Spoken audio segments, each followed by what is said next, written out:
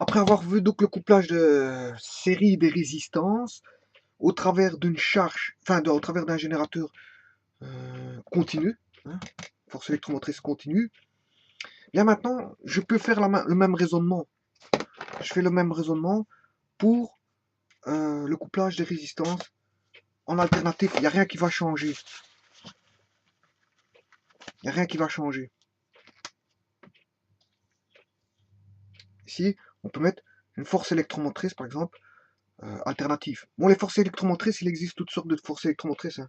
On peut mettre tout type de signaux, hein, sur des résistances. Hein. On peut mettre des signaux, tout ce qu'on veut. Il existe pas mal de signaux en électricité, en électronique. Voilà. On a les signaux carrés, ça je verrai, les signaux rectangulaires, les signaux triangulaires. Voilà, bon, on peut générer tout ce qu'on veut à partir d'un générateur. Hein. Bon, mais ici, si je considère un générateur alternatif, hein, tension alternative, donc fatalement, on aura du courant alternatif, fatalement, le courant. Voilà. Et ce courant alternatif, je peux plus l'appeler I, parce que grand I, mais petit i. Petit i, c'est courant alternatif. Donc, ce courant, il est fonction du temps. Hein. Fatalement, parce que j'ai la tension E ici, qui est fonction du temps. Donc, voilà, le courant ici, petit i est fonction du temps. Ouais, parce qu'on a une tension, une force électromotrice alternative. Ben, vous voyez bien qu'elle est dépendante du temps. Hein. Elle varie. Voilà. Elle varie, elle est variable. Contrairement où on a une tension, une force électromotrice continue, il n'y a pas de variation ici. Voilà. En fonction du temps, voilà, il n'y a pas de variation, elle n'est pas dépendante du temps, puisqu'elle a toujours la même valeur en fonction du temps, donc elle n'est pas dépendante du temps.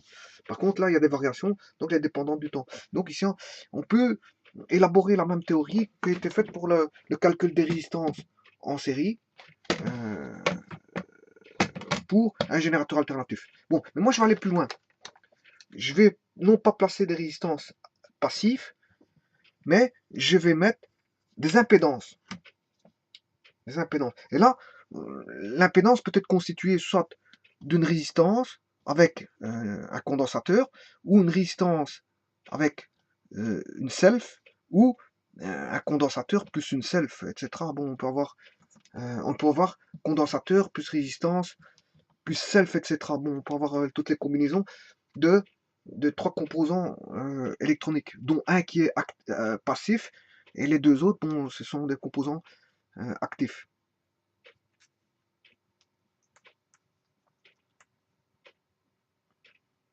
Et donc, si je prends Z, qui est une combinaison, soit de résistance avec un condensateur, ou d'une résistance avec une self, ou d'une résistance, ou d'un condensateur avec une self, peu importe, on s'en fout.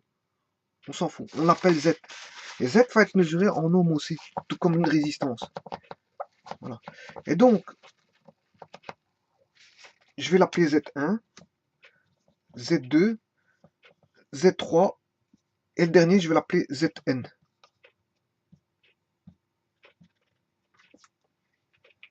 Et donc, les lois, là, il n'y a rien qui va changer par rapport à ce qui était auparavant. On va dire que, fatalement, si l'impédance totale va augmenter, ben, le courant va devenir plus petit, fatalement. C'est la même chose que j'ai dit.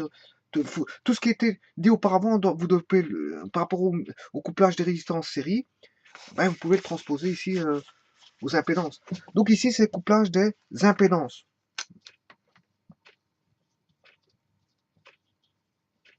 Voilà. Et tout ce qui a été dit, bon, vous pouvez le garder. Simplement, vous remplacez.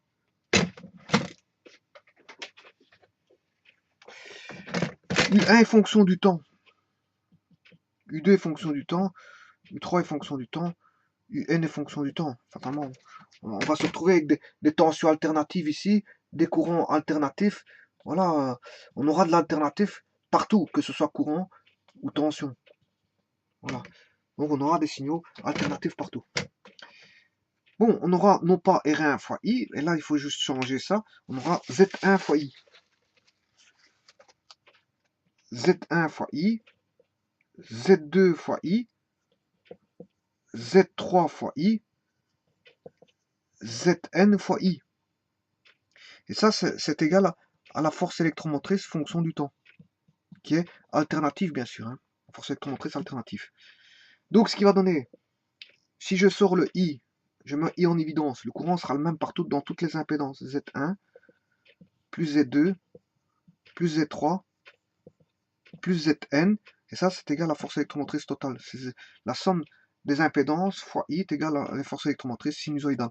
Mais attention qu'ici c'est pas grand I, bien sûr, vous aurez compris, c'est I fonction du temps. Hein. On aura I fonction du temps, I fonction du temps, I fonction du temps, voilà. Et bien sûr ici c'est I fonction du temps, parce qu'on n'a pas affaire à du courant continu. C'est le courant alternatif variable en fonction du temps. Donc on aura Z1, Z2, Z3, plus voilà la somme des Z, hein, fois le courant IT est égal à la force électromotrice ET. Force électromotrice ET qui est alternative, IT qui est un courant alternatif, et Z1, voilà, ce sont les impédances, constituées de résistance, condensateur, self, donc une des trois combinaisons là. Enfin, une combinaison de résistance, condensateur et self. Voilà. On peut avoir que de la résistance pure, hein. On peut avoir que du condensateur pur, et on peut avoir... Bon, si on n'a qu'une résistance pure, on retombe sur la... Non, non, parce qu'ici, on a en alternative GRD. Voilà, voilà. Donc ici, on aura quoi? La somme des impédances, mais c'est l'impédance équivalente totale. Z total, ou Z équivalent. On peut l'appeler soit Z total, ou Z équivalent, c'est la même chose. Voilà. Fois I de T est égal à E de T. Voilà. Et donc, vous aurez compris que Z équivalent, mais c'est Z1. Ouais, je vais finir par me salir les doigts. Donc, je vais dire ici, je vais effacer un petit peu avec ça. Z2, Z3, Zn. Z2, Z3, plus 3 petits points, plus Zn. Et donc là, on n'a pas affaire à R équivalent, mais Z équivalent ou Z total. Hein, c'est la même chose hein, que je dis Z équivalent ou Z total. C'est la somme des impédances. Pour chacune des impédances pris, je veux dire, pris, je veux dire à part. Donc, l'impédance totale, c'est Z1 plus Z2 plus Z3 plus Z4 plus Zn. Et ceci, je peux le représenter par une seule impédance.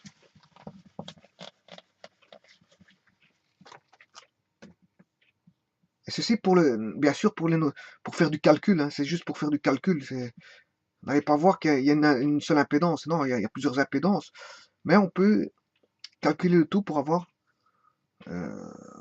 pour connaître son impédance totale et donc pour connaître le courant I de T qui va passer. Puisqu'en fait, comment calculer le I de T? Ben, le I de T sera égal à E de T sur Z total. Voilà, et là, je pourrais calculer le courant total ici. Courant total, voilà, qui circule à travers la charge. Voilà, I de T. Donc,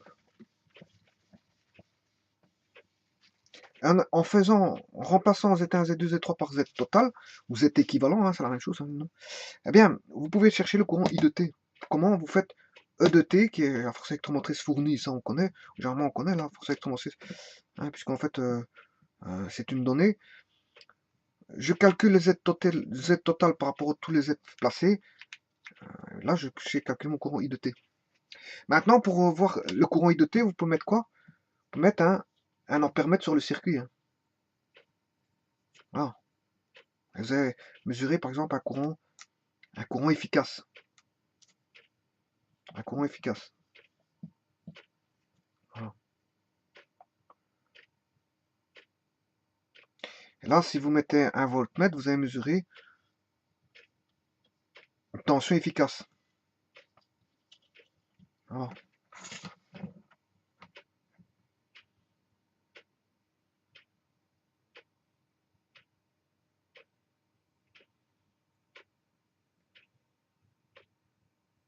Donc, le courant efficace, on va dire, c'est comme si on avait un courant, continu. Hein. Courant efficace, c'est comme si on avait un courant continu qui provient d'un courant alternatif. Donc, on rend, on va dire, le signal alternatif par un tour de passe-passe, par un petit calcul que je ne vais pas montrer ici. Hein, ce courant alternatif est semblable à un courant continu et efficace. Voilà. Qui produirait, on va dire, les mêmes effets Joule que I de T. Hein. I efficace produit le même effet Joule que I de T.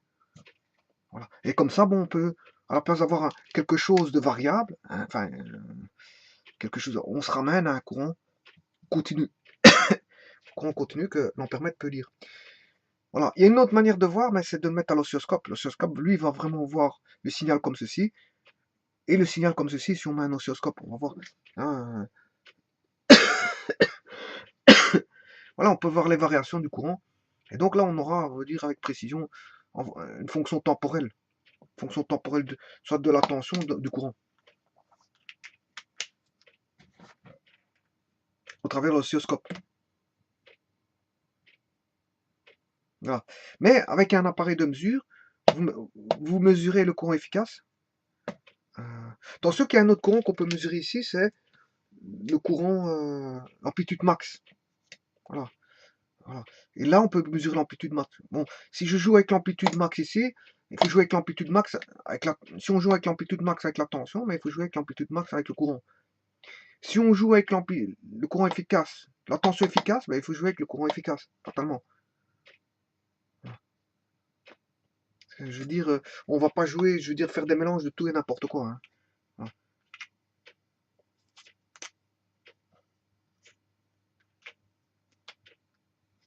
Voilà, donc le couplage des impédances, ben, c'est la même chose que le couplage des résistances. Si ce n'est que là, on a avec une force électromotrice alternative, alors que bon, généralement le couplage de série, c'est soit en continu ou en alternatif uniquement avec des résistances. Mais je peux conjecturer la chose avec des impédances et donc mettre a fortiori donc une force électromotrice alternative. alternative.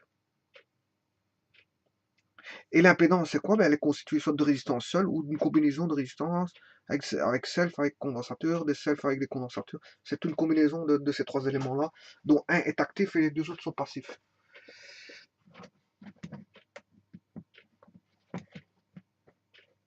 Actif dans le sens actif. Enfin, la résistance est passive. Elle est passive, je m'excuse. La résistance est passive. Par contre, la condensateur et la self sont actives. Parce que la résistance, elle va consommer de l'énergie. Alors que la self et le condensateur peuvent en consommer, mais peuvent en restituer. Donc on va dire c'est plus. Bon, self et condensateur sont passifs.